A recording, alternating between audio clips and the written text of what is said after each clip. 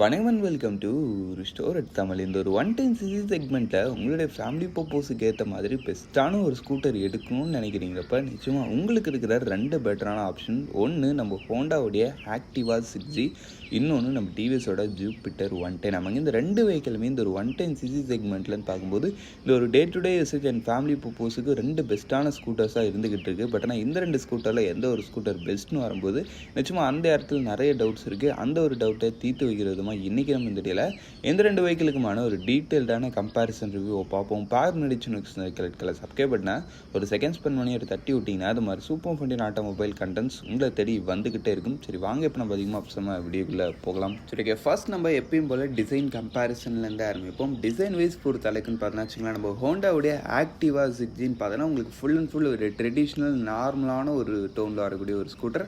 இந்த ஒரு வெஹிக்கிளோடைய டிசைன்ன்றது ரொம்ப நாளாக நம்மளுடைய இந்தியன் மார்க்கெட்டில் ட்ராவல் ஆகிட்டு வர ஒரு டிசைன். சொல்லப்போனால் ஃபஸ்ட்டு ஆரம்ப காலகட்டத்தில்னு பார்த்தோன்னா ஸ்கூட்டர்னு சொன்னாலே இந்த ஒரு டிவிஎஸோட பெப்பும் உங்களுக்கு இந்த ஹோண்டாவோடைய ஆக்டிவாவும் மட்டும்தான் நம்மளுடைய இந்தியன் மார்க்கெட்டில் அந்த அளவுக்கு இருந்த ஒரு வெஹிக்கிள். அப்படியே காலப்போக்கில் அப்படியே காலத்துக்கு ஏற்ற மாதிரி சின்ன சின்ன சேஞ்சஸோட இப்போ ஸ்லைட்லி கொஞ்சம் அந்த ஒரு இனோவேட்டிவ் டச்சு ப்ளஸ். பட் ஆனால் பேசிக்லி ஃபுல் அண்ட் ஃபுல் ஒரு ட்ரெடிஷ்னல் ஓரியன்டான நல்ல ஒரு டிசைன் டோனோட இருக்குது. ஓவரால் டிசைன் பார்க்க உங்களுக்கு ஃபேமிலி பர்பஸுக்கு ஏற்ற மாதிரி நல்ல ஒரு ரேஞ்சில் இருக்கும், அதில் உங்களுக்கு டவுட் கிடையாது. நெக்ஸ்ட் நம்ம டிவிஎஸோட ஜூபிட்டர் 110 பொறுத்த அளவுக்குன்னு பார்த்தோன்னா வச்சுங்களேன், இப்போ ரீசெண்டாக அப்டேட்டட் பண்ண மாடல் நல்ல ஒரு இனோவேட்டிவான ஒரு ஸ்டைலிங்கில் உங்களுக்கு கொடுத்துருக்காங்க. ஃபுல் அண்ட் ஃபுல் நல்ல ஒரு ஃபீச்சரிஸ்டிக்கான ஒரு டோனில் இருக்குன்றப்ப ரிலி உங்களுக்கு டிசைன் அண்ட் ரோட் அப்பியரன்ஸ் மாதிரி விஷயங்கள ஹோண்டா ஆக்டிவா வந்து ஒரு ட்ரெடிஷ்னலான ஒரு நார்மலான ஒரு டோனில் இருக்குது.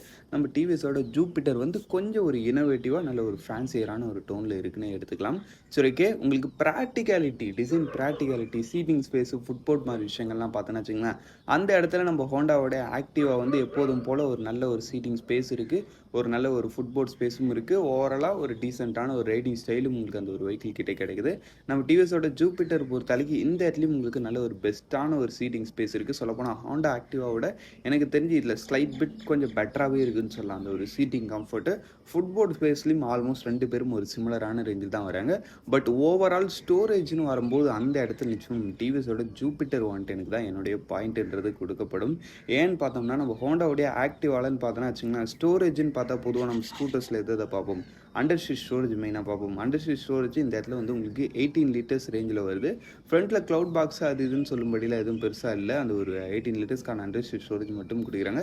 ஒரு டீசெண்டான ரேஞ்சுன்னு வச்சுக்கலாம் ஸ்டோரேஜ் வைஸ் பொறுத்த அளவுக்கு. பட் நம்ம டிவிஎஸோட ஜூபிட்டர் 110 இந்த 2025 மாடல்னு பார்த்தோன்னா வச்சுங்களேன், உங்களுக்கு 33 லிட்டர்ஸ் ஆஃப் அண்டர் சீட் ஸ்டோரேஜ்ன்றது கொடுக்குறாங்க. பயங்கர ஒரு ஸ்பேசியஸான ஒரு அண்டர் சீட் ஸ்டோரேஜ் இந்த இடத்துல தூக்கி சாட்டுருச்சு ஹோண்டா ஆக்டிவா இல்லைங்களா. பயங்கரமான ஒரு அண்டர் சீட் ஸ்டோரேஜ் ஸ்பேஸ்ன்றது இருக்குது நம்ம டிவிஎஸோட ஜூபிட்டர் கிட்ட. அது இல்லாமல் உங்களுக்கு ஃப்ரண்ட்டில் ஒரு க்ளவுட் பாக்ஸும் கொடுத்துருக்காங்க.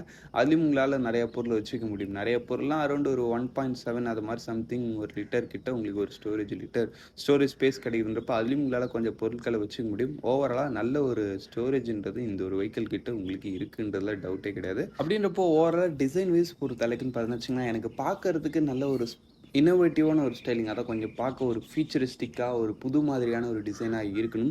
அட் த சேம் டைமில் எனக்கு ஸ்டோரேஜ் மாதிரி விஷயங்களும் பெஸ்ட்டான ஒரு ஸ்கூட்டராக தேவைப்படுதுன்றப்ப நிச்சயம் நம்ம டிவிஎஸோட ஜூபிட்டர் ஒரு பெஸ்ட் ஆப்ஷனாக இருக்குது. சரி ஓகே, நெக்ஸ்ட் நம்ம இப்போ இந்த ரெண்டு வெஹிக்கிளோடைய அந்த ஒரு ஃபீச்சர் கம்பேரிசனுக்குள்ளே போகலாம். ஃபீச்சர் வைஸ் பொறுத்தளவுக்கு நிச்சயம் நம்ம டிவிஎஸோட ஜூபிட்டர் தாங்க பெஸ்ட்டு. அதுக்கு ரீசன்ஸ்னு பார்த்தோன்னா ஃபஸ்ட் நம்ம லைட்டிங்லேருந்து அனுப்புவோம்.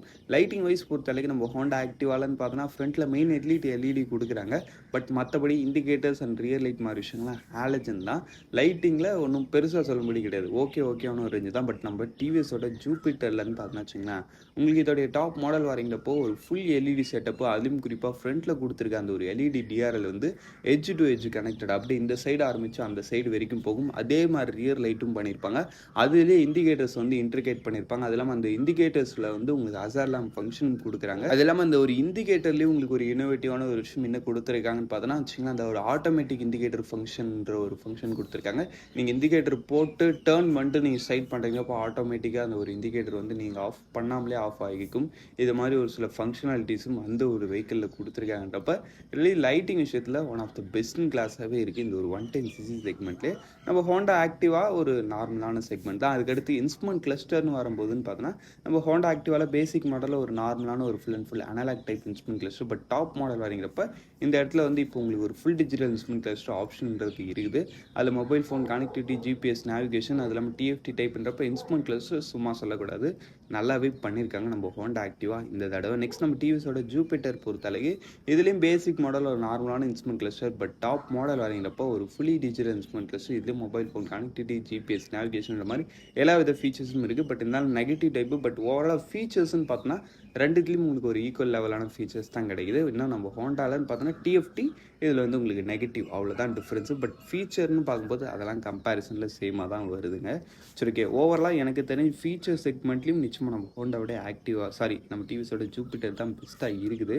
இப்போ நம்ம நெக்ஸ்ட் இந்த ரெண்டு வெஹிக்கிளுடைய அந்த ஒரு இன்ஜின் கம்பேரிசனுக்குள்ளே போகலாம். இன்ஜின் வைஸ் பொறுத்த அளவுன்னு பார்த்தா வச்சுங்க, ஃபர்ஸ்ட் நம்ம இந்த ஹோண்டாவோடைய ஆக்டிவாவே பார்த்துருவோமா. இந்த ஹோண்டாவோட ஆக்டிவாவில் உங்களுக்கு யூஸ் பண்ணிக்கிறது 109.51 சிசி சிங்கிள் சிலிண்டர் 4/2 வால்வுக்கான ஏர் கூல்டு இன்ஜின் கொடுத்துருக்காங்க. இந்த வெஹிக்கிளுடைய பவர் ஃபிகர் வைஸ் பொறுத்த அளவுன்னு பார்த்தா வச்சுங்க 7.88 BHP and 9.05 newton metres of torque. Top speed உங்களுக்கு 85 km/h வரைக்கும் ரீச் பண்ண முடியும் நம்ம சொல்கிறாங்க. It's okay. சும்மா சொல்லோட பர்ஃபார்மன்ஸில் இந்த ஒரு 110 செக்மெண்ட்டில் நல்ல ஒரு ரேஞ்சிலே இருக்கும். மைலேஜ் பொறுத்த அளவுக்கு பர் லிட்டருக்கு அரௌண்ட் ஒரு 47 km வரைக்கும் தருன்ற மாதிரி சொல்கிறாங்க. நீங்கள் ஒரு டீசெண்டான ரெடியூஸ்டல் மெயின்டைன் பண்ணுறீங்கிறப்ப 45 to 50 kmpl அந்த மாதிரி ரேஞ்சுக்குள்ளே நீங்கள் இந்த ஒரு வெஹிக்கிள் கிட்ட மைலேஜ்ன்றதை எதிர்பார்க்கலாம். மைலேஜில் ஒரு டீசெண்டான ரேஞ்சில் இருக்கும் இந்த ஒரு 110cc செக்மெண்ட்டில். நெக்ஸ்ட் நம்ம டிவிஎஸோட ஜூபிட்டர் 110 2025 மாடல் பொறுத்த அளவுக்கு இதில் உங்களுக்கு யூஸ் பண்ணிக்கிறது ஒரு 113.3 சிசி சிங்கிள் சிலிண்டர் 4/2 வால்வுக்கான ஏர் கூல்டு இன்ஜின் தான் கொடுத்துருக்காங்க. இந்த வெஹிக்கிளுடைய பவர் ஃபிகர் வைஸ் பொறுத்த வரைக்கும் 7.91 BHP and 9.8 newton metres of torque. சொல்லப்போனால் பவர் இந்த இடத்துல உங்களுக்கு கொஞ்சம் பெட்டராகவே இருக்குது. இதுக்கடுத்து உங்களுக்கு வெஹிக்கிளுடைய அந்த ஒரு மைலேஜ் பொறுத்த அளவுக்குன்னு பார்த்தீங்கன்னா பர் லிட்டருக்கு 50 kmpl வரைக்கும் தருன்ற மாதிரி சொல்கிறாங்க. நீங்கள் ஒரு டீசெண்டான ரெடியூஷன் மெயின்டைன் பண்ணுறப்ப இதை விட கூட கொஞ்சம் ஒரு பெட்டரான ஒரு மைலேஜ்ன்றது நீங்கள் எதிர்பார்க்கலாம். அதுக்கு ரீசன்னு பார்த்தோம்னா இதில் உங்களுக்கு யூஸ் பண்ணிக்கிறது வந்து அந்த டிவிஎஸோட அந்த ஒரு ஐஜிஓ அசிஸ்ட்ன்ற ஃபீச்சர் இருக்கக்கூடிய ஒரு இன்ஜின். அந்த ஒரு ஐஜிஓ அசிஸ்ட்ன்றது ஒன்றும் இல்லைங்க, ஒரு ஸ்மார்ட் ஹைப்ரிட் சிஸ்டம் மாதிரி. உங்களுக்கு இன்ஜினுடைய ரேஞ்சில் எப்போல்லாம் ஸ்ட்ரெஸ்ன்றது ஏற்படுதோ அது மாதிரி சமயத்தில் அந்த வெஹிக்கிளுடைய அந்த ஒரு ஸ்டார்டர் மோட்டர் இருக்குது பார்த்தீங்களா, அதுக்கே ரிட்டன் கரண்ட் கொடுத்து அதை சுற்ற வச்சு இன்ஜினுடைய ஸ்ட்ரெஸ்ஸை குறைச்சி உங்களுக்கு வெஹிக்கிள் ஸ்மூத்தாக ரன் ஆக வைப்பாங்க. இந்த மாதிரி ஸ்ட்ரெஸ் குறையுதுன்றப்போ உங்களுக்கு ஆட்டோமேட்டிக்காக எஃபிஷியன்சி அதிகமாகும். இதனால் இந்த வெஹிக்கிளுடைய மைலேஜ்ன்றதும் உங்களுக்கு மற்ற ஸ்கூட்டர்ஸை விட இந்த இடத்துல உங்களுக்கு கொஞ்சம் ஒரு பெட்டரான ரேஞ்சில் இருக்குன்றனால மைலேஜ்லேயும் ஓரளவுக்கு பெஸ்ட்டு, பவர்லையும் ஓரளவுக்கு பெஸ்ட்டான ஒரு இன்ஜினை தான் நம்மளுக்கு டிவிஎஸோட ஜூபிட்டரில் கொடுத்துருக்காங்க. பட் என்ன ஒரு மெயினான இம்பார்ட்டன்ட் விஷயம் நம்ம பார்க்க வேண்டியிருக்குன்னு பார்த்தோன்னா, நம்ம ஹோண்டா கிட்ட அந்த ஒரு ஐஜிஓ அசிஸ்ட் அது மாதிரி ஃபேன்சி ஃபீச்சர்ஸ்னாலும் அந்த வெஹிக்கிளோட இன்ஜின் ரிஃபைன்மெண்ட்டுன்றது இந்த ஒரு செக்மெண்ட்லேயே இருக்கிறதுலே ஒரு பெஸ்ட்டான ரிஃபைன்ட் அண்ட் ரிலையபிளான ஒரு இன்ஜின் வந்து அதில் கொடுத்துருக்காங்க. பட் நம்ம டிவிஎஸோட ஜூபிட்டர்லன்னு பார்த்தோன்னா இதில் வந்து ஒரு டீசெண்டான ரிஃபைன்மெண்ட் தான் உங்களுக்கு இருக்கும். ஒரு ஆவரேஜான ஒரு ரேஞ்சில் எதிர்பார்க்கலாம். நீங்கள் ஒரு நல்ல மெயின்டெனன்ஸ் கொடுக்குறீங்கப்ப எந்த வித ப்ராப்ளமும் இல்லாமல் உங்களால் ஓட்ட முடியும். பட் இருந்தாலும் நம்ம ஹோண்டாவுடைய ரிஃபைன்மெண்ட்டுக்கு ஈக்குவலாக வருமானு கேட்டிங்கன்னா நிச்சயமாகவே கிடையாது. ஹோண்டாவுடைய ரிஃபைன்மெண்ட்ன்றது பெஸ்ட் இன் கிளாஸான ரேஞ்சில் இருக்கும். அந்த ஒரு விஷயம் மட்டும் நீங்கள் பார்க்கணும். சரி, ஓகே. நெக்ஸ்ட்டு நம்ம இப்போ இந்த ரெண்டு வெஹிக்கிள் இந்த ஒரு பிரேக்கிங் அண்ட் டயர்ஸ் மாதிரி விஷயங்கள் பார்ப்போம்.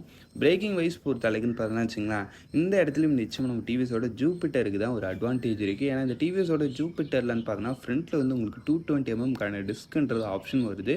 பின்னாடி வந்து 130 mm ட்ரம் கொடுத்து எஸ்பிடி மாடல் லிங்க் பண்ணியிருக்காங்க. பட் நம்ம ஹோண்டா ஆக்டிவாலன்னு பார்த்தோன்னா டிஸ்கெலாம் ஆப்ஷனே கிடையாது. ஒன்லி ட்ரம் பிரேக் மட்டும் தான். 130 mm drum front and back both கொடுத்துருப்பாங்கன்றப்ப பிரேக்கிங் வரும்போது நிச்சயமாக டிவிஎஸோட ஜூபிட்டர் கிட்ட நல்ல ஒரு லீட் பாயிண்ட் இருக்குது.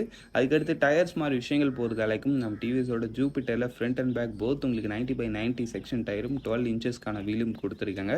பட் நம்ம ஹோண்டாவுடைய ஆக்டிவாலன்னு பார்த்தோன்னா வச்சுங்கன்னா இதில் இடத்துல ஃப்ரண்ட்டில் வந்து 90/90 டயர்ஸு 12 inches வீலு, பின்னாடி வந்து 90/100 செக்ஷனுக்கான டயரு. இப்போ அது வந்து 10 inches வீல் செட்டப்போட வருது. அப்படின்றப்போ ஓகே தான். சரி, ஓகே. இப்போ எல்லாத்தையும் பார்த்தாச்சு ஃபைனலாக. இப்போ இந்த வெஹிக்கிள்ஸோடைய வெயிட்ன்றதை பார்ப்போம்.